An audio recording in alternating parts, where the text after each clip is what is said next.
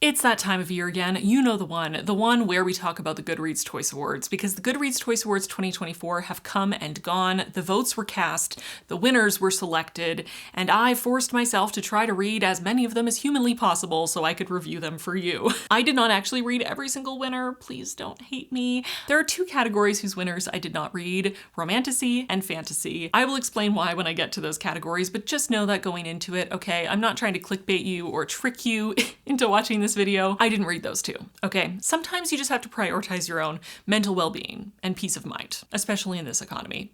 So other than those two categories, I read every single winner, and I'm gonna tell you which ones are worth your time and which are not. Spoiler alert, most of them are not worth your time. Some of them are though, so it's worth watching. You should watch all the way to the end. I did attempt to read the runner-ups in the fantasy and romantasy categories. That only worked out for 50% of them. So anyway, we'll talk about it when we get there. Okay, first things first. You probably already know about the Goodreads Choice Awards. You probably already know what they are, so I'm not gonna explain them to you, especially if you clicked on this video. I assume that we have an understanding there. I do want to quickly list out all the categories because Goodreads loves to change them arbitrarily every single year. So the categories for the 2024 Goodreads Choice Awards were fiction, historical fiction, romance, mystery and thriller, romantasy, fantasy, science fiction, horror, debut novel, audiobook, young adult fiction, young adult fantasy, memoir, nonfiction, and history and biography. Now, just like I did last year, I'm going to start from the end of the list and work my way forward, mostly just because I feel it's really anticlimactic to finish with the three nonfiction categories. So I'm going to start with history and biography and work my way all the way to the adult fiction categories at the end. I find this challenge so interesting, and I keep coming back to it because I feel like every single year I find at least one awesome book that I'm happy to have read that I would not have picked up otherwise. But it also is a bit of a soul-sucking endeavor, and this year is no different. And I swear the only way I finished about a quarter of these is that I was reading in bed and subsequently trapped by a cat. And all of us who are cat lovers know the rule that you cannot disturb a cat that has come to sleep on your person. It's not allowed, it's illegal, you will go to jail. So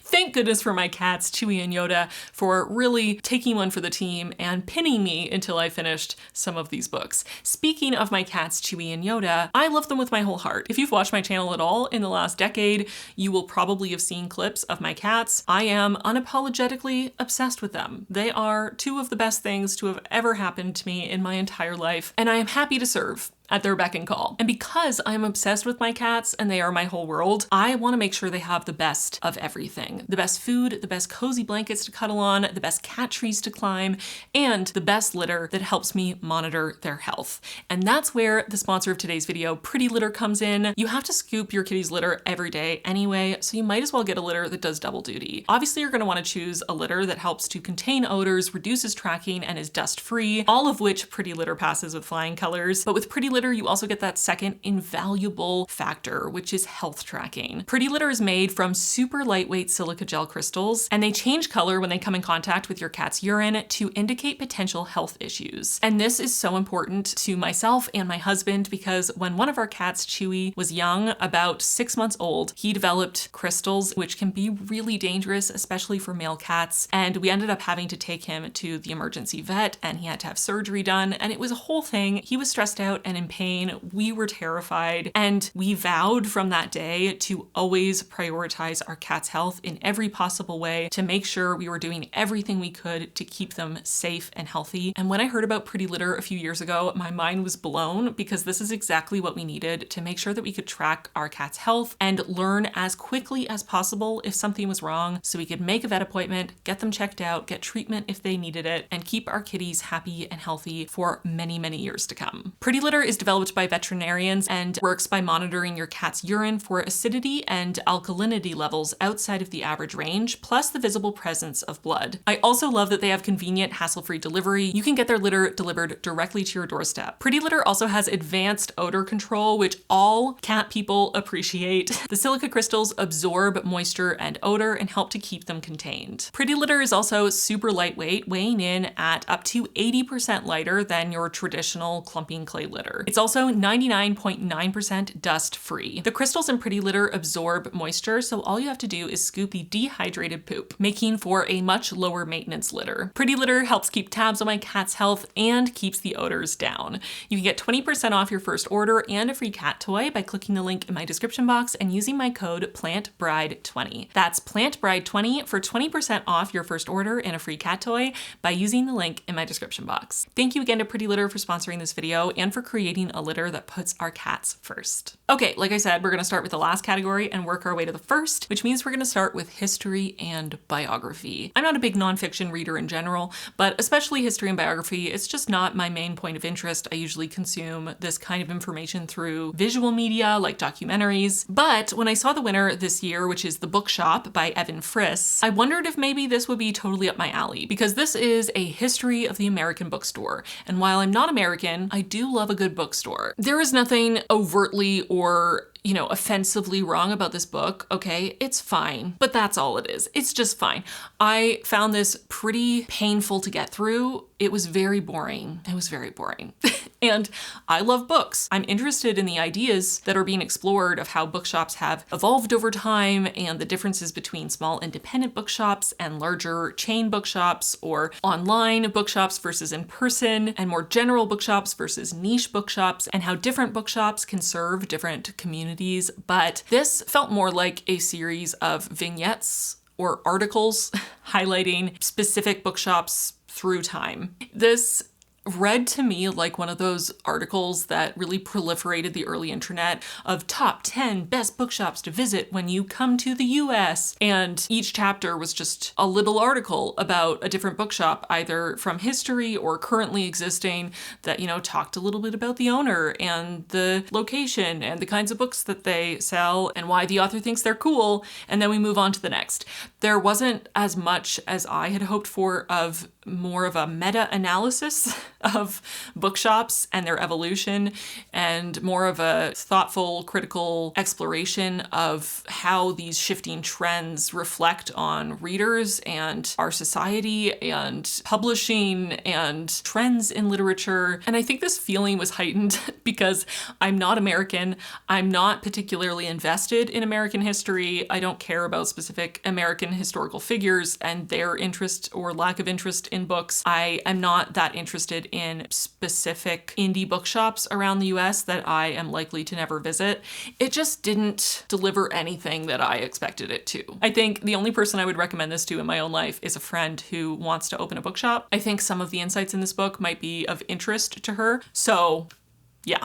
That's my first review for you. Starting on a high note, I get that Goodreads is owned by Amazon and it's an American company, and I get that probably the majority of their user base is American, but the number of times that the nonfiction categories are just completely filled with nonfiction books specifically about the US always just makes me roll my eyes a little bit, because there have to be so many nonfiction books being published every year all over the world about all kinds of things and about issues that are maybe more widespread than just specifically focusing on the US, but they never seem to be nominated. I don't 100% know how the nomination process works. If you have some inside info as to how books get nominated for the Goodreads Choice Awards, I would love to read that in the comments. Please let me know. But, as a Canadian, especially right now, I'm not super interested in reading about the US, I'm not gonna lie. Okay, moving on to the next nonfiction category, we have memoir, which is another genre I don't read that often. There's nothing wrong with memoirs, I just usually don't find them that compelling.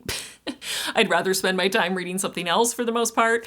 But I was interested in the winner of the category this year. With over 80,000 votes, the winner in this category was The Third Gilmore Girl by Kelly Bishop. And I knew of Kelly Bishop from the Gilmore Girls. I watched the Gilmore Girls growing up and loved the show, as many in my generation did. And I always loved her on the show. I feel like she was so funny in such a subtle, deadpan way, but she was also endearing at the same time, despite sometimes saying and doing terrible things. But I really didn't know anything about her early life or early career, so I was really intrigued to read this. And I was really pleasantly surprised by this book. I gave it 4 stars. I really liked it. I found it very interesting. I love that it was narrated by Kelly Bishop herself, and I found her story really intriguing because I did not know that Kelly Bishop was a Broadway icon, as not only the woman who originated the role of Sheila in A Chorus Line in the 70s, but also the woman whose life inspired the character of Sheila in a chorus line. I was obsessed with the chorus line as a kid. My parents had a lot of original cast recordings of various musicals on vinyl, and I used to put on the cast recording and sing and dance through every number on a regular basis. And one of my favorite characters in the musical was always Sheila, because she had a story that I could relate to as someone who was trained in ballet and was completely enamored with the world of ballet, and that dance allowed her to escape some of the more difficult aspects of her life. So learning that this character was created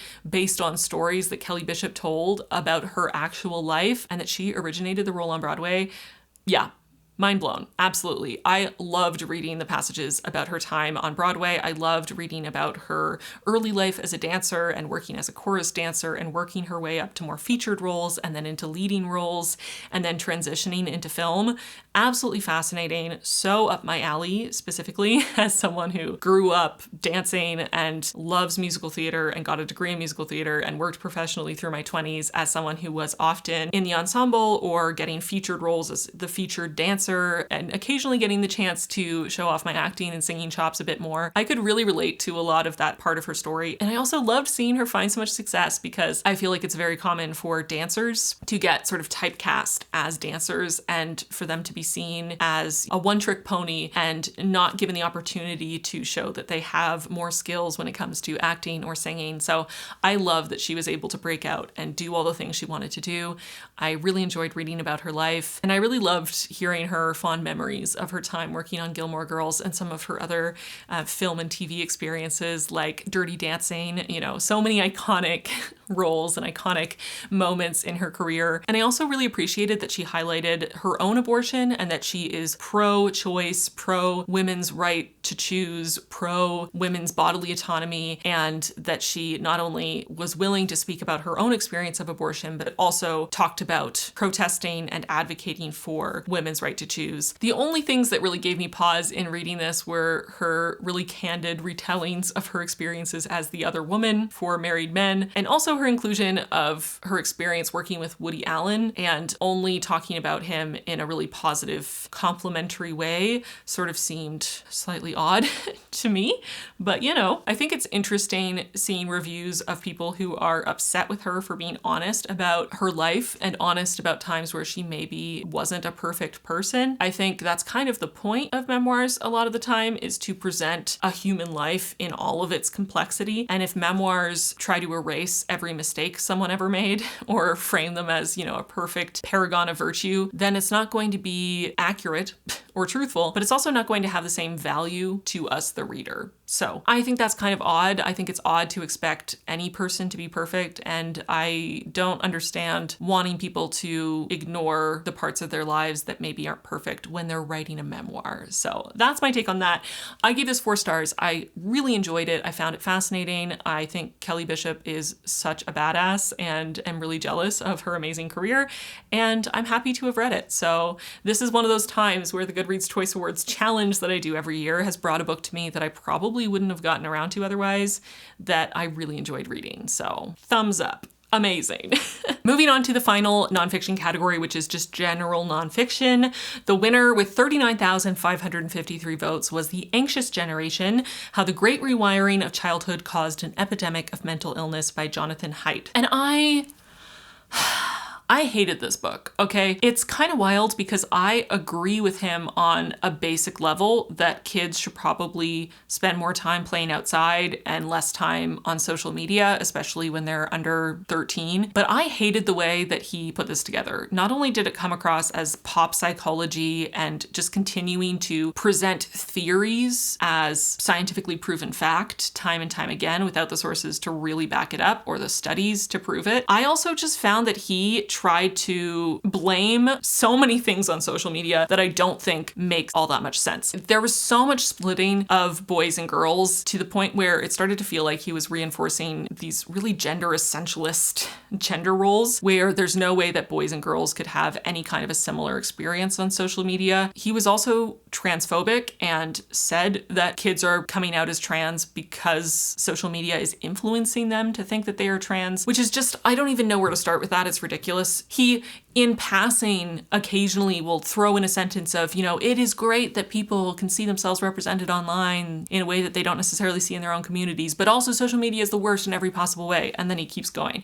And it feels like it's just lip service because there is such a lack of actual appreciation for the positive things that social media has brought about and the internet age has brought about. Why are younger and younger kids coming out as non-binary or trans? It's not because it's some sort of contagion that travels through the internet. It's because kids have access to information. They know this is an option. They have a way to label their experience. They have a way to understand their experience from an early age instead of living through that discomfort and the pain and the gender dysphoria until they're 20s or much later, until they finally come across someone who introduces them to these concepts and they finally have the words to describe what they've been feeling. I just can't understand a book that is so hardline and so unequivocally negative about what the internet and social media has brought about. For another example, so many people complain that everyone has ADHD now and everyone thinks they have ADHD because of TikTok or whatever.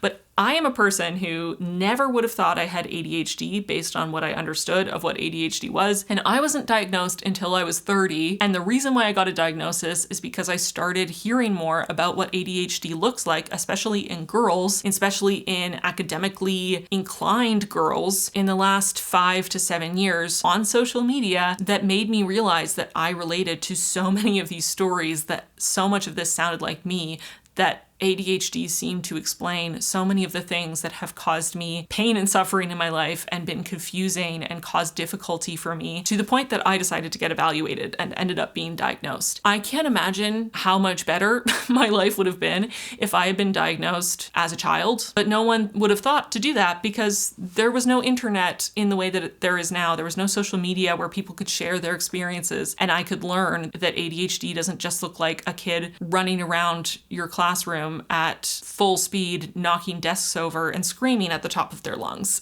So I just find this book flawed in so many ways. I was enraged reading it. I have so many quotes saved, so many screenshots, because there's just a huge amount of ridiculousness in this book that I do not agree with. He puts so much blame on social media for all the ills of society and for all the suffering of kids and their mental health issues without recognizing that social media is just an amplification of our society and of the people who use it. Social media doesn't exist in a vacuum. It doesn't present certain ideas out of nowhere, out of context from our society. The beauty standards on Instagram are just amplified and exaggerated versions of our real life beauty standards. They feed into each other. They are completely related. Even if a kid had never heard of Instagram, they would still understand the beauty standards of our society because they live in our society and they are under the influence of society in the same way that we all are. There is no reason to believe that a kid that never goes on Instagram or TikTok is never going to deal with self-consciousness in their body or bullying or stress or overwhelm or struggle with focus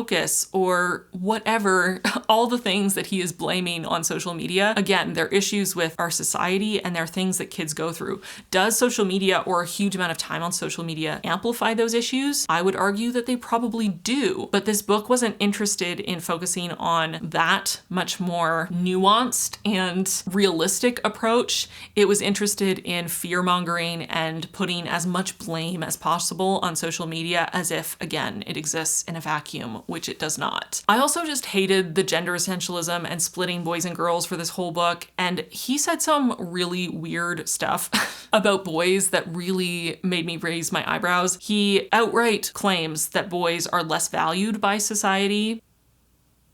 Okay.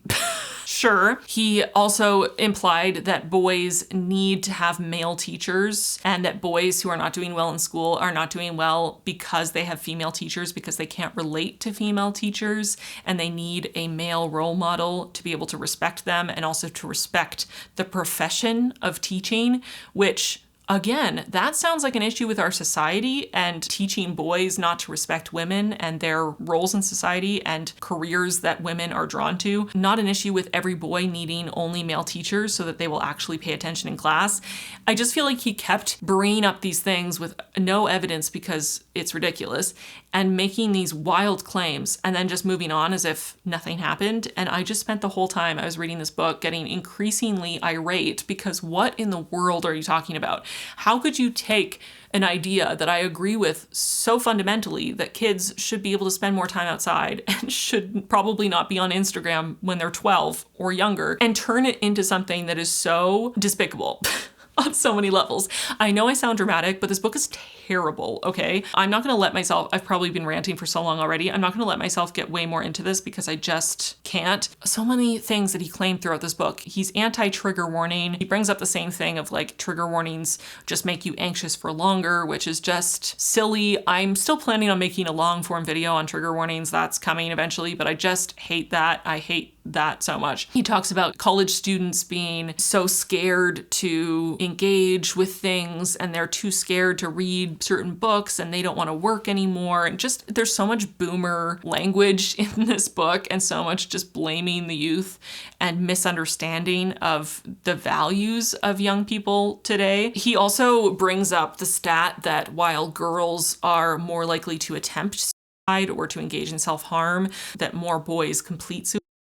And he completely misses the point and the reasons for this difference, which is that girls and women tend to choose methods of suicide that have a higher chance of survival than boys do. Boys tend to choose methods that are more violent and have less chance of survival. That does not mean that boys are actually more depressed than girls, or that boys' lives are not valued, or all the other things that he brings up in this book. It means that boys are, in my opinion, I can't prove this, but I would imagine it has something to do with the fact that boys and girls exist in a society that tells them who they should be and how they should feel and how they should act based on their gender, and that boys are repeatedly told to be tough and to do hard things and to do more violent things or to be more comfortable with violence, and girls are meant to be quiet and docile and gentle and soft and are more likely to choose less violent means for that reason. I fucking hate it. He really tries to make it seem that there's no possible way that any other factor could be influencing anxiety and depression rates, but he never expressed anything that actually would convince me personally reading that there is no possible other reason for kids being more anxious and depressed, including the fact that they are online, and so they are more likely to come across the language to describe how they feel and realize that they are in fact presenting symptoms of anxiety and depression, and realize that that's what they're dealing with and be able to articulate it in a way that they probably couldn't in the 80s when they didn't necessarily know what it looked like to have depression or anxiety. The fact that we have access to more knowledge is actually a good thing. And while it might seem like, oh my God, everyone is queer now, everyone has anxiety now, everyone has an eating disorder now, everyone has ADHD now, maybe it's the same number of people that always have had it, but now all the people who didn't know that they did before, didn't have the language for it, didn't know that was even an option, now know it's an option and have the words to describe it and to identify that way. It's so much more nuanced than he's making it seem, and I just find it incredibly exhausting. This book is exhausting. And again, I agree, let kids play outside, totally. Playing outside is great. Do not demonize social media as only a completely negative thing and not at all a potential source of comfort and understanding and community, especially for kids who are in minority groups and might not have an in-person community of people who understand their experiences. Allow people to find community online and to learn things and to learn important things that maybe they're not being taught in school or by their parents that they should know. There are so many things about social media that are not perfect and not great, and I agree that more regulation would be awesome and companies that cared more about the people who use their platforms. But I also think that information is an amazing thing. Community and online communities are incredible, and advocating for kids under 16 essentially having no access to any of that, I think is a terrible idea. Personally. Okay, I swear I'm wrapping it up. I could probably rant about this book for days. And I did rant to my husband about it for a very long time while I was reading it, and it took me ages to finish because every chapter enraged me. I think the thing that bugs me the most about this book is this concept that he keeps coming back to of anti-fragility. Basically, he is positing that kids are naturally anti-fragile. You should let them be kids, let them do things on their own. Not only can they do things alone, but they also are stronger than you think. They can fall and scrape their knee, they can climb a tree, they can get into a bit of a tussle with their friends, and that will make them braver and stronger, and they'll learn from it. Fine. all fair. But this concept of anti-fragility, which he drives home for so long and comes back to constantly, and is the crux of his argument that kids should be allowed to have more unsupervised time for play with other kids and outside, apparently is completely separate from kids online. Apparently, as soon as kids go on social media, they completely lose the ability to be anti-fragile. This is only something that applies to them in the offline world. And I just can't fundamentally agree that if we are saying kids are anti-fragile offline, that they can't also be anti-fragile online. Does that look different? Do there, again, have to be maybe some rules in place or some regulations in place? Should parents be teaching their kids how to engage online in a healthier way? Totally. Just like parents should warn kids that if they're riding their bike on the road, they should wear a helmet. You know, it's a parent's job to guide their children so that they can go out and do things and learn things and make mistakes and get hurt, but within safe parameters. And I don't understand why that doesn't also apply online. This idea that they shouldn't be allowed online at all because any access is going to be horrific for them. It doesn't make sense to me on a logical level. But I'm going to stop because, like I said, I could complain about this for ages. I just think the way it splits boys and girls, the way it is so gender essentialist, the transphobic talking points that are brought up, the disdain he has for things like content warnings, the condescending way he talks about people who find community online and might have huge benefits in their life from realizing that they are not alone in their experiences, just make it really hard for me to listen to what he has to say. And at the end of the day, this could have been a 5-paragraph article saying that he thinks that kids should spend less time online, and it would have gotten across all the important ideas. It was so padded with unnecessary information, and a lot of it felt like weird dog whistle type stuff to me. I don't know. I hated this so much. I honestly find it kind of impressive that he was able to write a book where I agreed with a basic premise, but disagreed with every statement he made with so much vehemence. How is that possible? I don't know, but I hated this book. I give it 1 star. I don't think it's worth your time. You probably already know how you feel about kids spending time on social media. If you're a parent, reading this is not going to give you helpful tips. His helpful tips are basically don't let your kids go on social media until they're older, which you don't need to read a whole book to figure out. To me, this just read like a money grab and also a complete lack of understanding that kids that are not white, cis, straight, and neurotypical and able-bodied might find community online that actually makes their lives better. So those are my thoughts on that. Let's move on to fiction. Okay, let's talk about something positive because this next category is very positive. This is young adult fiction, and the winner with 81,335 votes was Volume 5 of Heartstopper by Alice Oseman. And oh my God, my heart. I have never read Heartstopper. It's been on my TBR for ages. I've heard people raving about it. It sounded cute, but I'm also not usually a huge YA reader. I'm not a young adult anymore. I'm not a teenager, so I don't really seek it out. I also don't read a lot of graphic novels. So while I was aware of this series and I thought I'd probably get to it eventually, I wasn't rushing to read it. But when I saw that Volume 5 won in this category, I thought, you know, they're graphic novel volumes. They seem pretty short. I could probably read 1 to 5 for this video, which is what I did. So I ended up reading all the way through, and I love this series. I love these books. I love Nick and Charlie. They are so wholesome and sweet and adorable. And oh my God, I have cried so many times reading these books. I did not expect them to move me so deeply. And again, this ties back into what I was saying about the anxious generation, not to harp on it, but as someone who grew up in the 90s and 2000s as a bisexual person, I did not know bisexuality existed. I did not know that that was an option. It took me until my 20s to figure out that I was bi. I thought that because I liked boys and then men, that I had to be straight. And reading this book and Nick figuring out that he's bisexual and going through that process and the confusion and then being able to go to online spaces and Google things and learn about himself, I felt so many feelings because I was so happy for Nick and I was happy for him to figure himself out and find that. But I was also grieving a little bit for my younger self who didn't have that resource, who spent so much time confused. I'm so happy that these exist. I'm so happy that kids these days have books like this, have graphic novels like this, but I'm also really glad that they have social media and the internet making these things way more accessible and understandable, because kids can figure out when they're as young as Charlie was when he figured out he was gay, or in high school, Nick figuring out that he was bi, and they can find love and figure out their own identities so much earlier on because they have that access to information. And I just think that's a beautiful thing.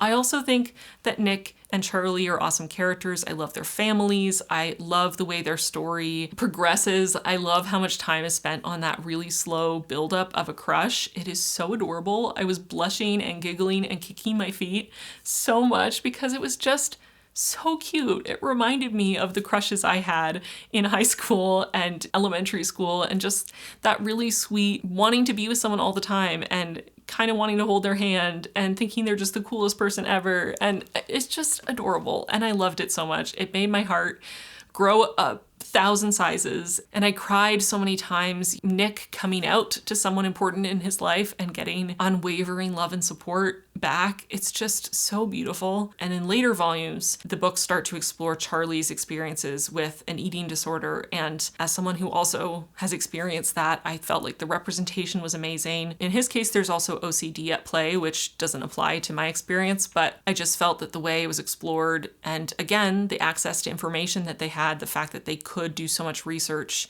to try to figure out what was going on and to get him help and support early on, I just felt it was really thoughtfully and sensitively handled.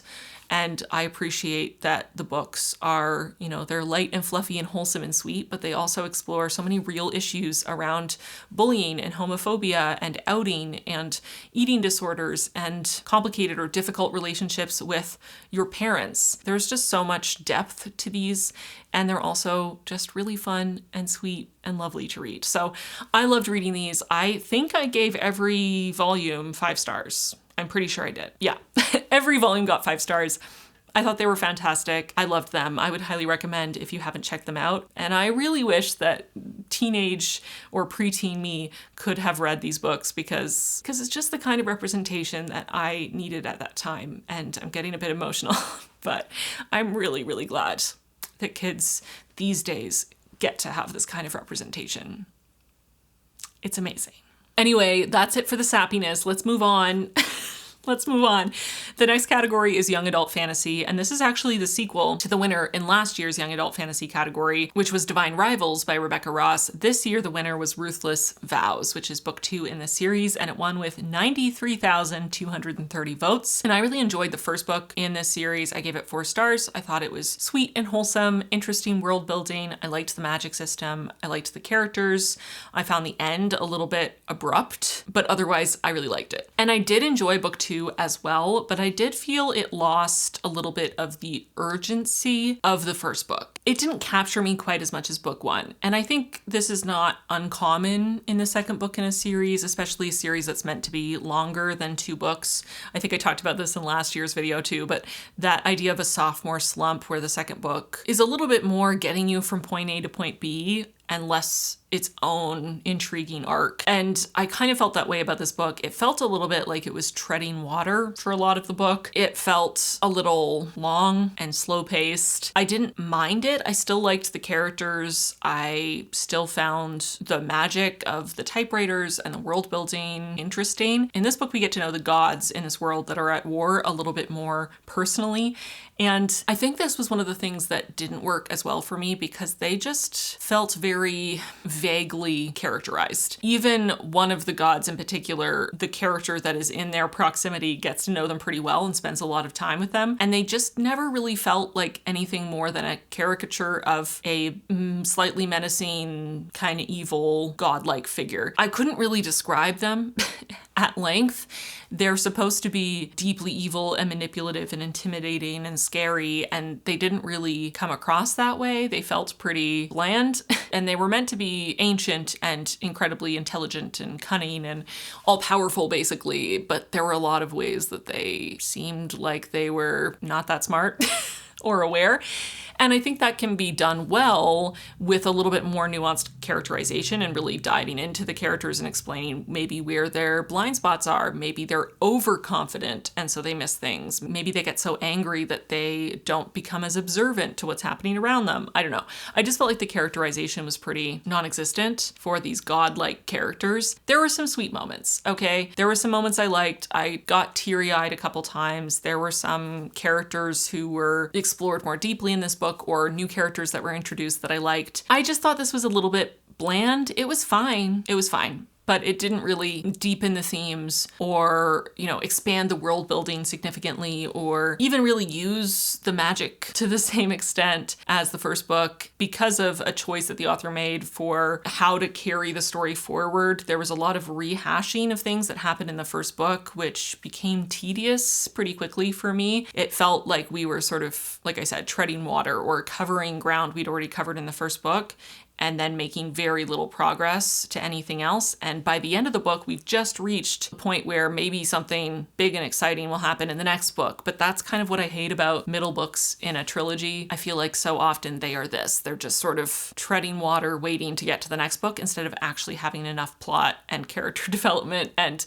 exploration of the world to really fill a whole middle book. So I gave this 3 stars. I didn't hate it. I don't think it's a terrible book. I just don't think it fulfilled its potential. And I don't know that there was enough here to fill a whole book, really. So there are only 2 YA categories. So now we're moving on to all the adult fiction categories, starting with, I guess, one that's more of a general category because I suppose it doesn't have to just include fiction, but that is the brand new audiobook category. And I would love to hear your thoughts in the comments. Do you think it makes sense for there to be a separate audiobook category? I like to listen to audiobooks, and I agree that great narration makes a huge difference, a huge positive impact on my experience when I'm reading. I just don't know that having a category for audiobooks rather than having a category for something like, I don't know, graphic novels is an upgrade. Let me know your thoughts in the comments. Do you like having an audiobook category? Let me know.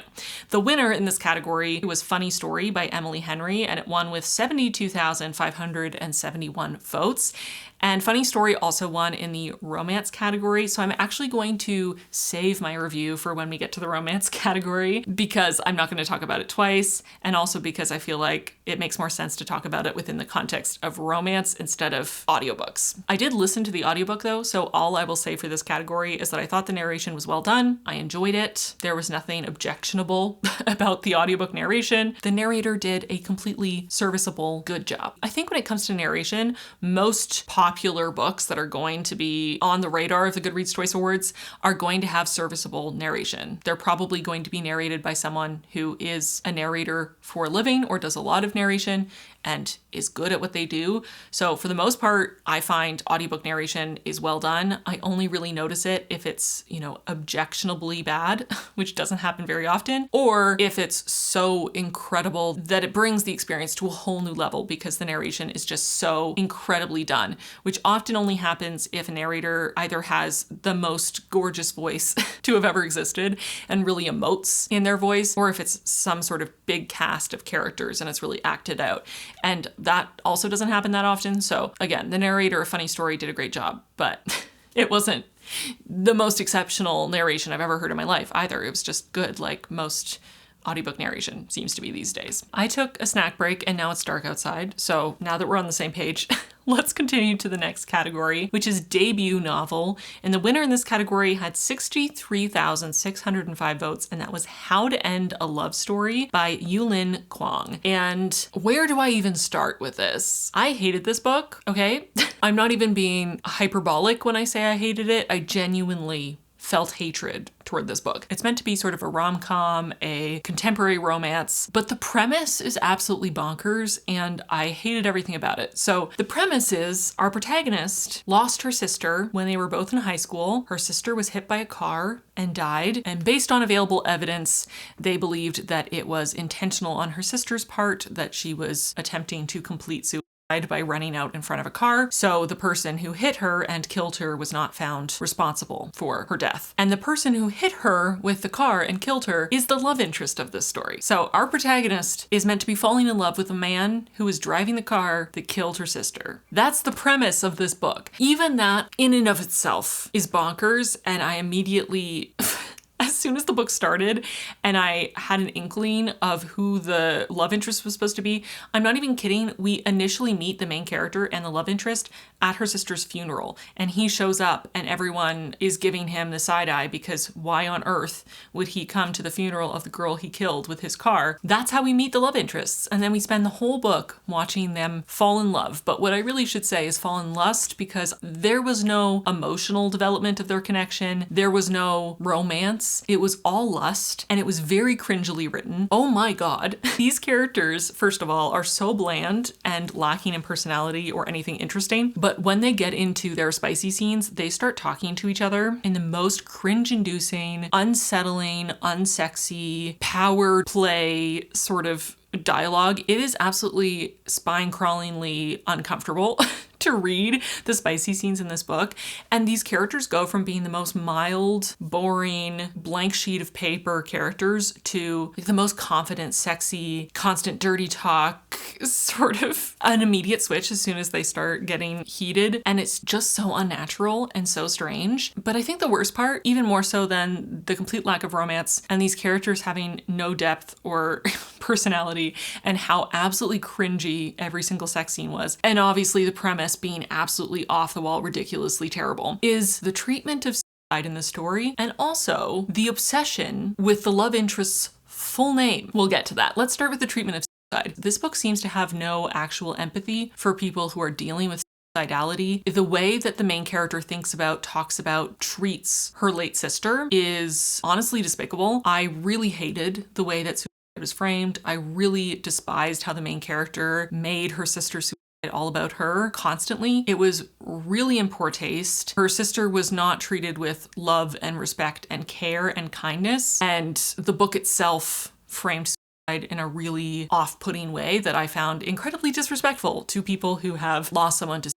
So just putting that out there, I found that aspect of the book pretty disgusting. The way the main character thinks about her sister, made it actually impossible for me to like her or root for her. And the second part is more just ridiculous and silly, but so excessive, which was that they went to high school together. And it turns out, of course, that our main character, Helen, always was aware of this love interest, Grant, because he was a popular guy. He was prom king and quarterback of the football team. He was like the coolest guy at school. He was super popular, where she was a bookworm. She wanted to be a writer. She, was in the background. When he ran over his sister with his car, he all of a sudden became aware of the family and knew who she was. What a perfect opportunity for when they meet many years later, for him to feel extreme guilt about his part in taking her sister away from her, and for her to punish him and hate him until the moment that flips very suddenly into extreme lust and a bit of a wish fulfillment thing for her, because all of a sudden the quarterback, the prom king, the most popular boy in school, not only knows who she is,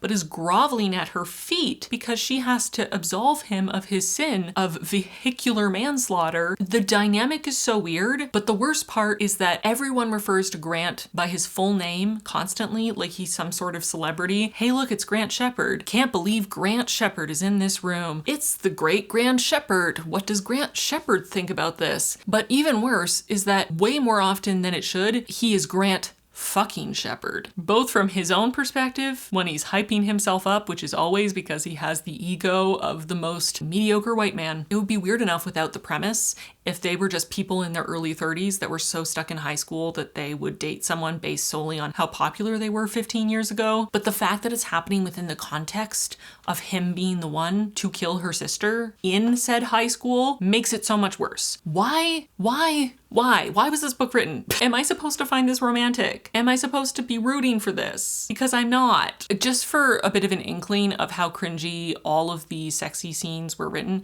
there's literally a moment where they're making out and she leaves and he's left in his bedroom with an erection and he looks down and tells his penis, "Down, boy." Remember, they're in their 30s. Here's a little quote to get a feel for the internal life of Grant fucking Shepherd. He's Grant fucking Shepherd, and before Helen Wong came into his life, he was always good at winning. So that's what he'll do. Good Lord. Good Lord, dude. Oh, I forgot. I actually searched for his name in the ebook to figure out how many times it was used. He is called by his full name, Grant Shepherd, 69 times, which is both hilarious and ridiculous. And he is called Grant fucking Shepard 7 times. In what world does a 200 to 300 page rom-com need to refer to the male love interest as first name fucking last name 7 times? And most of them were within his own internal monologue where he's referring to himself that way. I don't think I've read a more unappealing love interest in a very long time. And the fact that she is so incredibly unlikable based on her really off-putting perspective on her sister's death, the whole thing cringes me out. It's gross and it's weird. You can argue with me in the comments all you want, but I truly do not care if it was not actually his fault that she died or that he did everything right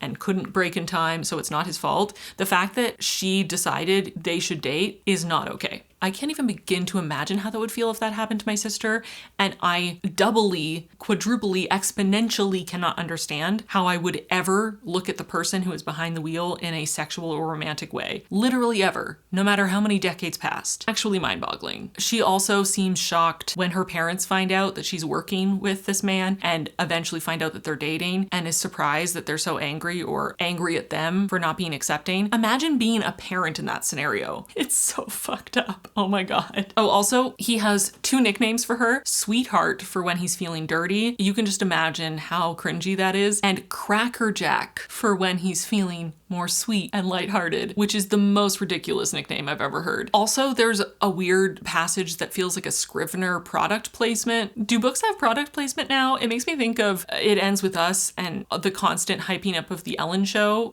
Was the author paid to plug Scrivener? As if any writer reading this book wouldn't already know what Scrivener is. Oh yeah, also, spoilers, but Grant proposes and Helen's first thought is, he's the homecoming king. Tell me you're stuck in the past without telling me you're stuck in the past. You're excited he proposed because he was the homecoming king 15 years ago, not because of any aspect of your current day relationship. Also, she writes this letter to her sister as a means of trying to process the loss and the grief, and then instead of, I don't know, putting it in a keepsake box or burning it in some sort of a symbolic ritual of letting it go. No, she writes this really emotional, touching letter to her sister where it's supposed to be this moment of growth for her, and she immediately sends it to her agent to see if her agent thinks that it would make for a good book. Her whole successful writing career, I'm not even kidding, is built off of exploiting her sister's death. But every time she thinks about her sister or her sister's death, it's in a negative light. Gross. Oh, here's another quote that I must share so other people can suffer as much as I did. She looks up then and it's him,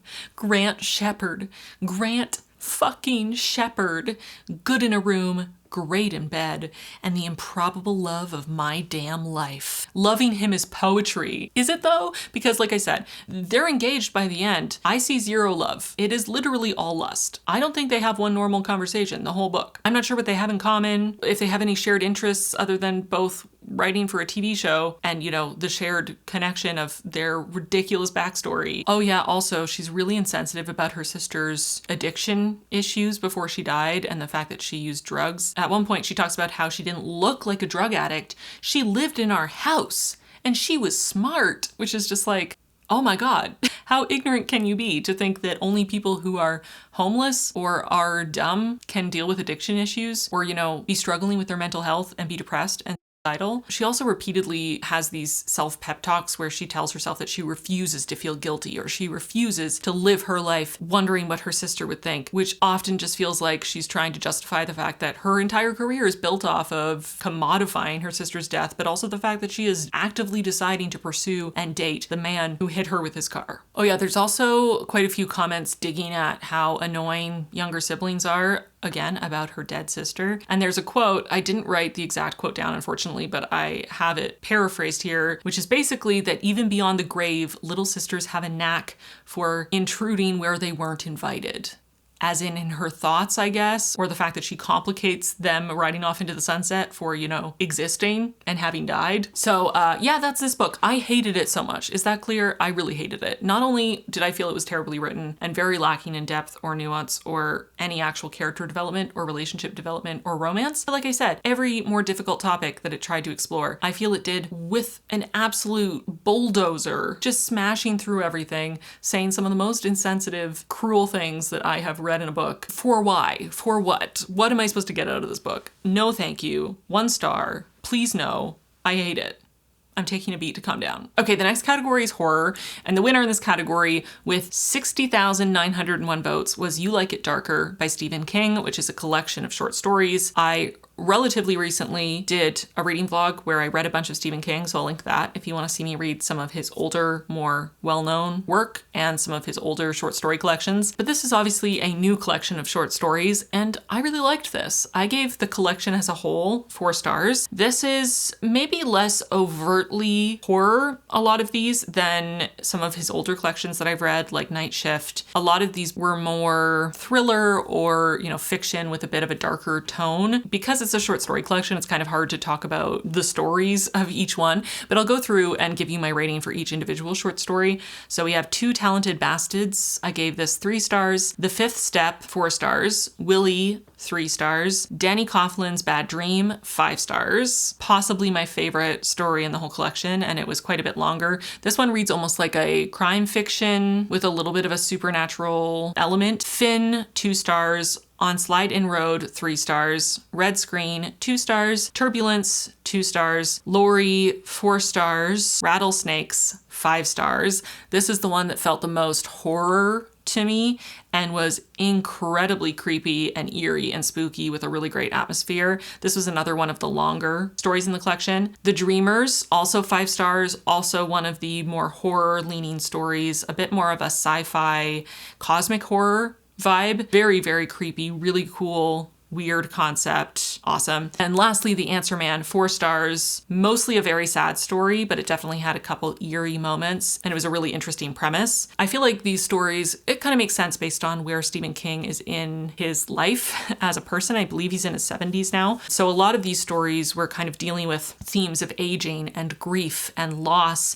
especially loss of a partner and sort of surviving a partner, memory and memory loss, family, and sort of trying to do the right thing, trying to be a good person, trying to abide by your moral compass through really difficult situations. And I found that really interesting that he was exploring those themes and that they obviously are kind of matching where he's at in his life and the kinds of things that are on his mind. And I think because Stephen King, I believe, is around my dad's age, in some ways, some of these stories really hit me on a deeper emotional level than I expected because they just reminded me of some of the conversations I've had over the last year or two with my dad, who is in his 70s, and sort of where he's at in his life, entering that sort of final stage that does seem to be so laden with loss and grief and memory and holding on to what's left of your family and your friends as they dwindle is just a really sad, reflective time, I guess. And I felt that that was really clear through the writing. It really came through, and I found it quite touching.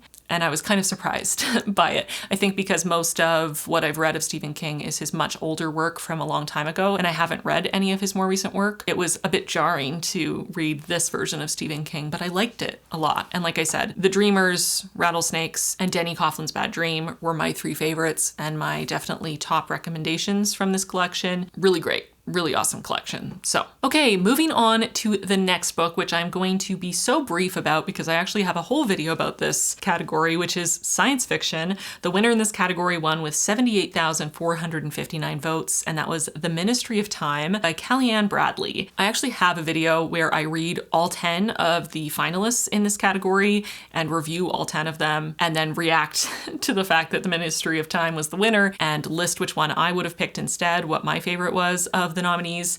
So I will link that video for you to go watch because it is much more in depth. And like I said, I literally read all 10 of the nominees. So I have a much more informed opinion about this category than the others. I will briefly say, just for anyone who maybe is not much of a science fiction reader, but is still curious as to my thoughts here, I really disliked The Ministry of Time. I gave it 2 stars. It is a blending of too many genres in one. It's science fiction, it's a spy novel, it's a romance with a bit of a historical fiction feel because the main character was pulled out of his time into the modern day using time travel technology. And that character then is the male love interest, and our main character, who is living in the present day and, existing in her own timeline, she falls in love with the man that she's supposed to be watching, basically, as his liaison to the modern day. And this character is based on a real historical figure, Commander Graham Gore from the ship The Terror, which was, along with the Erebus, on a mission in the 1800s to try to find the Northwest Passage. And as they were traveling through the Arctic, they got trapped in the ice,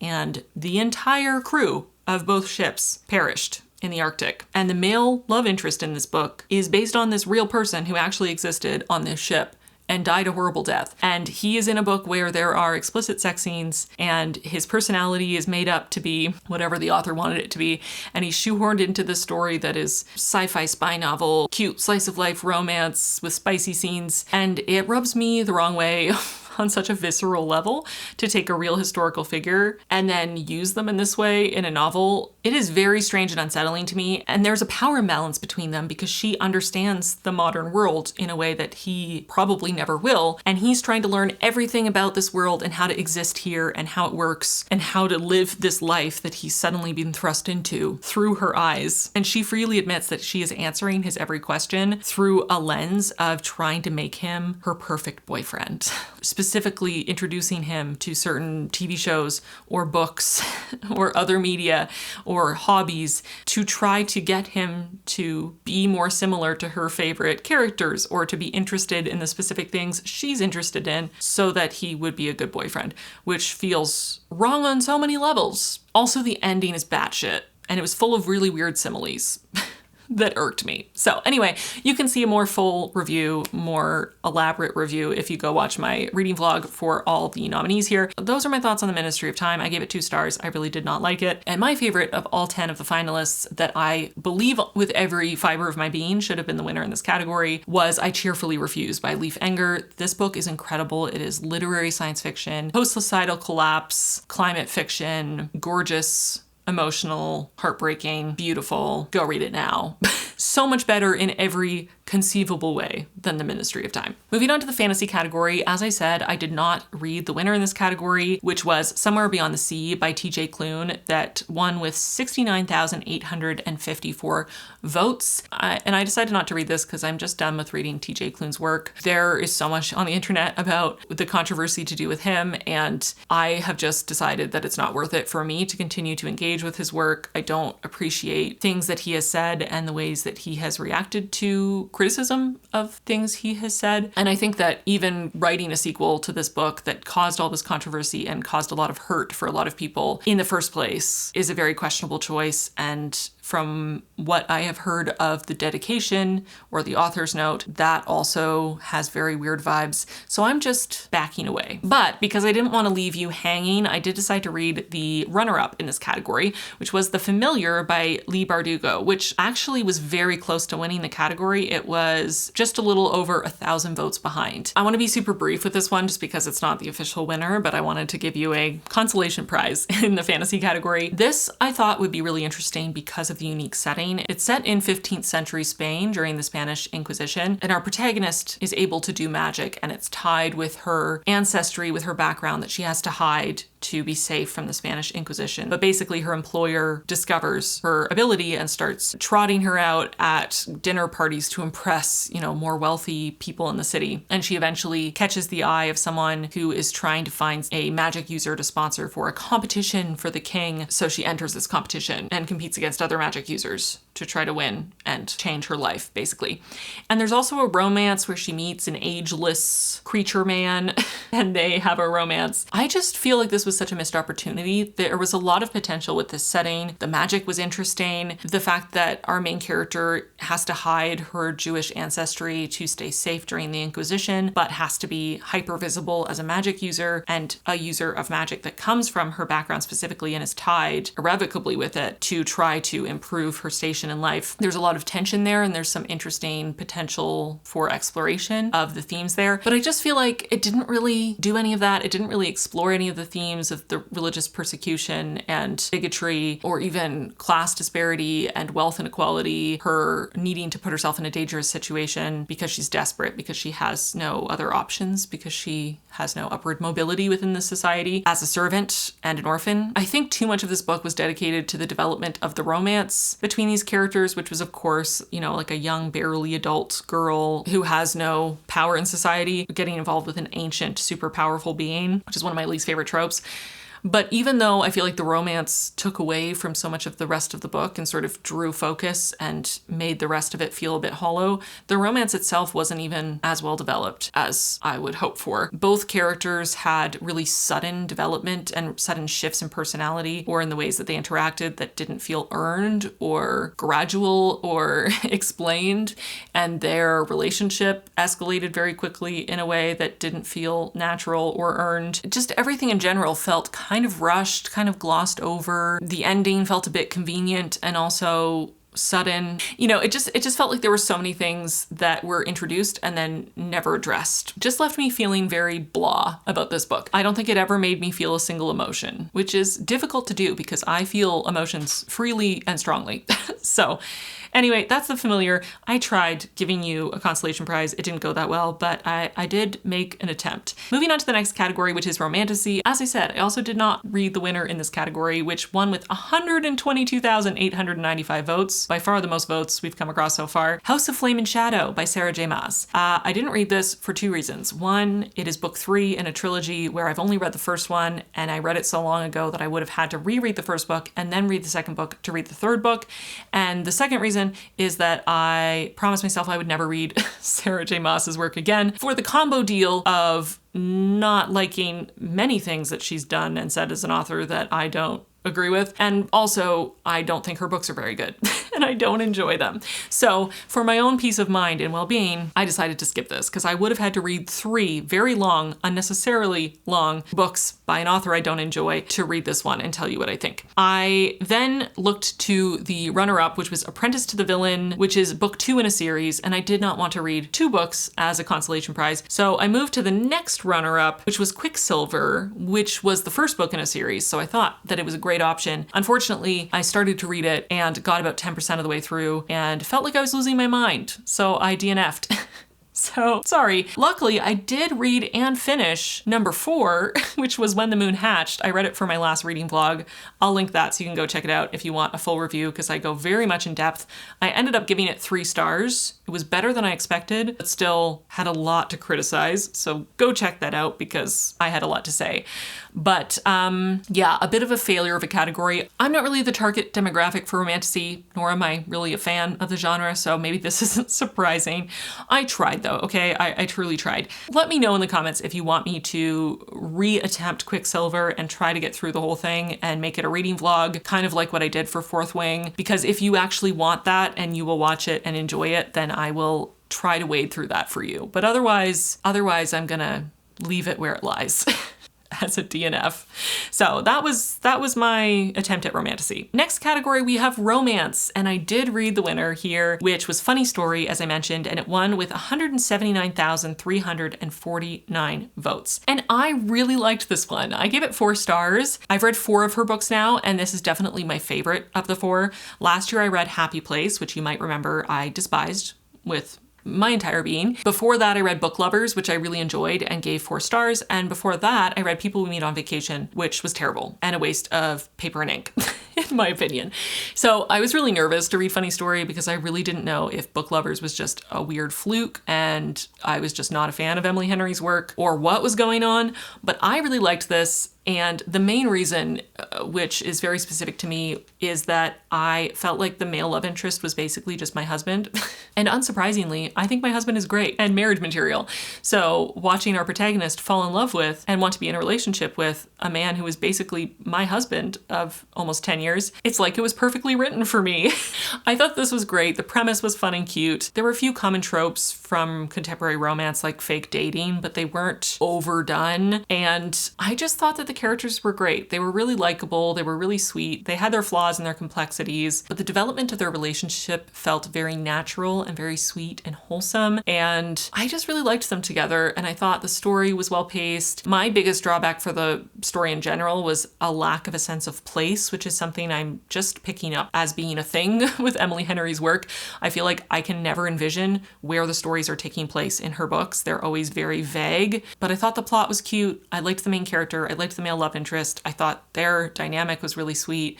I loved the sort of natural progression of their relationship and the lack of a really adversarial enemies to lovers sort of tone, which is just not my preference. They're more of a happenstance strangers to roommates by convenience to friends to lovers kind of path. And that just felt much more natural and realistic and easy to root for and wholesome. And I liked some of the other themes that were explored with sort of their attachment issues and abandonment issues that they both kind of have for different reasons. And they're both healing from heartbreak at the same time. And I felt it was really natural the ways that they had to sort of accommodate each other's wounds and trauma in their relationship and find that compassion and sort of accommodating each other. It felt very much like a real adult relationship between people who, you know, have dated before and have wounds, you know, which many people do. So I really liked this. I would highly recommend. I found it funny and sweet and wholesome and lovely, and definitely my favorite Emily Henry I've ever read. Moving on to the mystery and thriller category, the winner with 82,603 votes was The God of the Woods by Liz Moore. And I was excited to read this one, partially because the cover is fantastic, and partially because the concept sounded really interesting of being set at a camp in the 70s and a missing child. This was laborious to read. I gave it 2 stars. This started strong and was very engaging and then just petered out and then held on for dear life for way too many pages until it ended with a sad whimper in the woods. This was so unsatisfying to me. There are so many characters to follow, and none of them have distinct enough personalities or are described to the point where you can distinguish between any of them. This is another book that does that thing I hate, that it constantly calls a character by their full name for no reason. In this case, it was Barbara Van Laar, and she's never allowed to just be Barbara or Barb. She's always Barbara Van Laar over and over and over and over and over again. Too many freaking times in this book. Like, we know who you're talking about. There's only one Barbara. You don't have to call her by her full name. Everyone, including the children and her fellow campers, were calling her by her full name at every opportunity. When this happens, it just feels to me like the author is so enamored with the name that they came up with that they really want every opportunity to use it that they possibly can, even when it doesn't make any sense in context. Funnily enough, I found all of the chapters where they're actually figuring out what happened, sort of the reveal or explanation chapters, to be the most boring of the entire book. I don't know how you could reveal the answers to a very long ago disappearance and a modern day disappearance of children and for them to be absolutely mind-numbingly dull, but somehow this book succeeded. I didn't feel anything for these characters. None of them were engaging to me at all on any level. I was not concerned about any of them or interested in any of them. The whole book, with the exception of maybe the first 2 to 3 chapters, was incredibly boring. Maybe I just don't care about crime fiction, which is what I guess this is, but no. The number of reviews I read where people were raving about this book, saying it was the most beautifully written book they'd ever read, and it was so touching and emotional and incredible, and what a masterpiece. Maybe that raised my expectations too high, but almost nothing happened in this whole book. Everything was dragged out so much longer than it had to. I'm actively resentful towards this book for taking so much of my life away from me by forcing me to read it. Also, the ending of this book was terrible. Not only was it not satisfying, but it also makes no logical sense and is also not okay at all, especially considering the character that went missing is 12 years old. Just make it make sense. What a terrible ending. This book exists. It's not good though. Apparently, the later it gets, the sassier I get. Honestly, the only positive thing for me about this book winning is that it beat out multiple Frida McFadden books, and Frida McFadden books are some of the most terrible books I've ever read in my life, so I guess that's a win.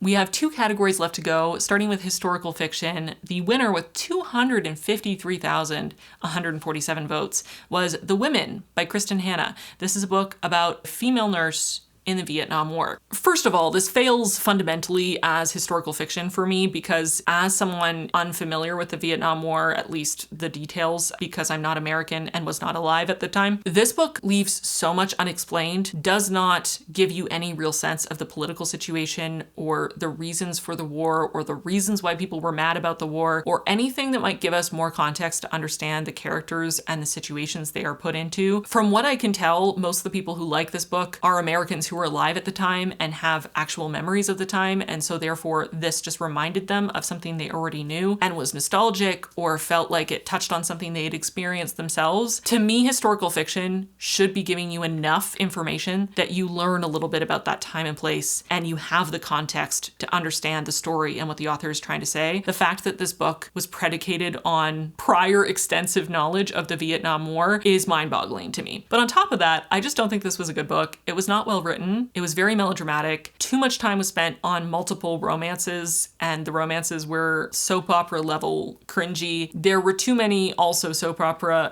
type twists that happened that made no sense. And our main character was so deeply unlikable. I don't even know how to communicate to you how unlikable she was. She comes from a place of extreme privilege and chooses to go to the Vietnam War as a nurse to impress her dad and has a hard time, as one might expect, working as a nurse near the front lines. And then when she comes home and her dad is not all that impressed, and also lots of people have turned against the war, she feels like she's been robbed of the glory that she deserves and spends all her time languishing and not dealing with her trauma. To be fair, they didn't know what PTSD was at the time, and she is suffering from PTSD. I think that was a good opportunity to explore PTSD for those who served, especially for non-combatants that serve in wars and still develop PTSD, but don't necessarily have the same resources offered to them. But in this case, I felt the portrayal of PTSD was very stereotypical and extreme and jarring and just not very nuanced. And also, she's a terrible person who puts other people's safety and lives at risk constantly as she spirals out of control. And she is just given a house to live in and is able to not work for as much time as she wants as she figures herself out. She is on such a different level of privilege as she deals with these issues. And she is so selfish and unaware of other people and other people's lives to the extent that I could not feel anything for her as a character. And the way that it's framed, especially the title, The Women, you think that it's going to be about multiple nurses, and there are other nurse characters, but they exist as cardboard cutout, two-dimensional talking pieces to pep our main character back up when she gets a little sad, or give her a place to run away to when she throws away her life yet again, or to be the one black friend to prove that she's definitely not racist. Obviously, I didn't like this book. This was extremely disappointing to me on a level of exploring the Vietnam War. It does not explore any of the reasons why the Vietnam War might be seen as, a terrible choice. I have had to do research externally since finishing this book to try to understand more of the nuances of the political situation, why this happened in the first place, and why people went from largely supporting it to being very against it. And I don't think it did a good job of really portraying the experience of nurses or PTSD after service. It focused way too much on the melodrama and the romance and the soap opera of it all, and way too little on the actual issues it was meant to be exploring. The best part of the book by far for me in terms of the writing and how engaged I was were her 2 tours in Vietnam, but apparently those are also very inaccurate from reviews I've seen from Vietnamese readers. So yeah, this book does not have much to offer. For me, it was a 1 star. I found it very, very disappointing. Did not like it. Didn't think it was good. Our final category, ending on a really high note, and by a high note, I mean talking about a book I did not like. The winner in the fiction category with 94,733 votes was The Wedding People by Alison Espach. And no, I also hated this book. I swear I like lots of books. My average rating for the books I read usually sits somewhere between 3.5 to 4 stars, okay? I don't hate every single book I read. The Goodreads Choice Awards just has this uncanny ability to pick some of the worst books I've ever read in my life and award them. And then I force myself to read them for some reason.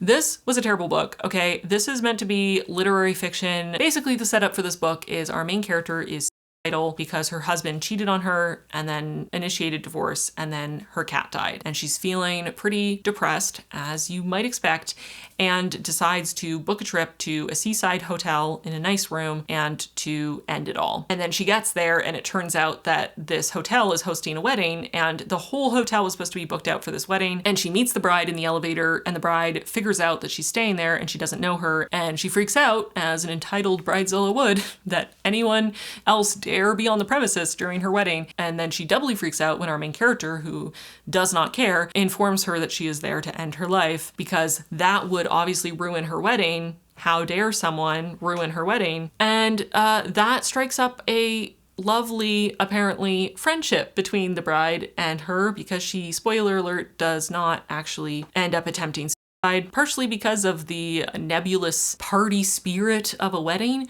but also because she meets a mysterious man in a hot tub and thinks he's hot. So, wow, thanks for solving suicidality. Everyone just has to spend more time in hot tubs with hot people, so they will have a will to live. Incredible. If I had a nickel for every time a book that won the Goodreads Choice Awards in 2024 handled suicide in an incredibly insensitive way, I would have 2 nickels, which isn't that much, but it's really weird and annoying that it happened twice. This book handles suicide worse somehow than How to End a Love Story. I did not think that was possible, but apparently it is. This main character, while apparently being suicidal, is so disdainful toward suicide as a concept and people who attempt or complete suicide, and constantly talks about how she's not really the type, or her therapist told her, oh, you're not the type, you would never do that. And then when she ends up not actually attempting suicide, she sort of pats herself on the back like, oh yeah, I always knew I wasn't the type, as if somehow she's superior to people who are genuinely suicidal.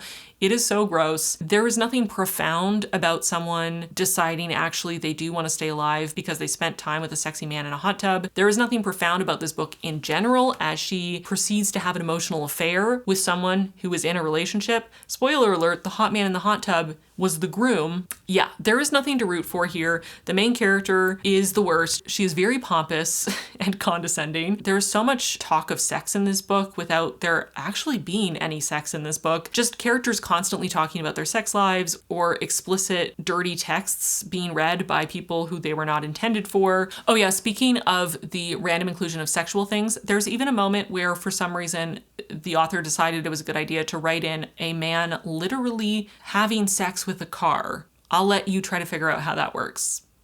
And also why. I assume that the message was supposed to be something about the value of life, or how great friendship is, or how life is worth living and be motivating or something. I found this so disrespectful in the way it handles suicidal ideation. The premise is ridiculous, and it also makes no sense for this character to strike up this amazing friendship with this bride who is absolutely the most privileged, self-centered bridezilla that I've ever read about. And they have nothing in common, and yet they become fast friends. And apparently this stranger that the bride just met randomly in an elevator has now become the closest friend she has in her whole life, to the point where she asks her to be her maid of honor. And yes, also the whole time that they're developing this apparently amazing close friendship, our protagonist is in an emotional affair with her new best friend's fiance, and constantly thinking about how she would be a better partner than her apparent new best friend, and is actively involved in all of the wedding things and agrees to be maid of honor while also actively continuing with this emotional affair. There are so many levels to why I hate this, that this book mentions the pandemic and lockdown and COVID way too many times. I swear every other paragraph had a character talking about the pandemic, what they did during COVID, wasn't COVID weird, isn't it nice not to have to wear masks anymore? Constantly, constant. Just as an example, the word pandemic is used 22 times in this relatively short novel, and that's, again, not including all the times that it was COVID or lockdown or quarantine. I feel like if you took out every reference to COVID, this book would be 3 chapters long. It is ridiculous how excessive it is, and we get it. We also experienced COVID. We know that it happened. You don't have to even bring it up in your book. We can infer that it also exists in this world, which is just the modern world. With no changes. But if you want to include it, you can bring it up once or twice. We can again infer that all the characters were alive during COVID and that it probably affected their lives without every character we meet, including random characters that are on the page one time, telling us what COVID was like for them. I do not care. This book felt like the author decided to make the main characters as a hook to make people intrigued by the book and to make the beginning intense and give us stakes, only to not write the character as someone who is actually dealing with ideation, and then to have carte blanche to have the main character look down on people who actually experience ideation for an entire book. But it's okay because she also was dealing with it, so she's allowed to feel that way. It's gross. No thank you. She makes many jokes about She also at one point thinks, like, how could she ever have thought of throwing her beautiful body away? Throwing it away? Really? Again, the disdain. I find it absolutely blood-boiling and enraging. This book was terrible for me on every level. Absolutely delivered nothing for me thematically or anything in terms of character development or relationships that I can root for. The premise and then the way that that premise is used to shit on the very people that it is apparently about is really gross. And yeah, didn't like this book at all. No, thank you. No. That brings us to the end of this video. Those are all the categories of the Goodreads Choice Awards. The majority of them I did not think were very good. And I did not give good ratings to. You might disagree, and I'm curious to hear your thoughts. So let me know in the comments if you've read any of these, what you thought, how did you rate them? Do your opinions differ from mine? Let me know. As silly or hyperbolic as I can get in my rants, I obviously recognize that these are just my subjective opinions, my interpretation of these books, you know, my looking at the books through my own lens of what I expect, what I like, my pet peeves, the tropes that I like or don't like. And you are free to read any of these books and to have a different interpretation and to feel that a book that I didn't like had value for you or vice versa. Lots of rants, so I hope those of you who enjoy rants enjoyed the ranting.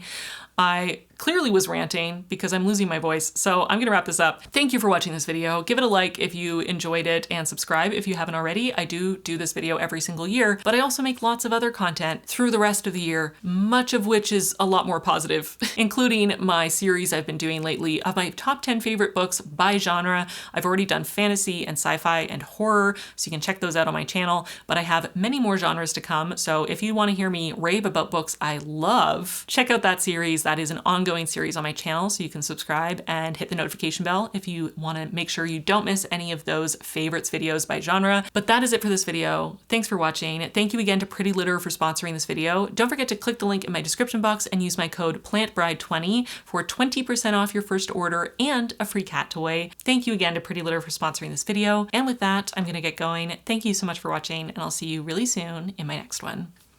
Bye, friends.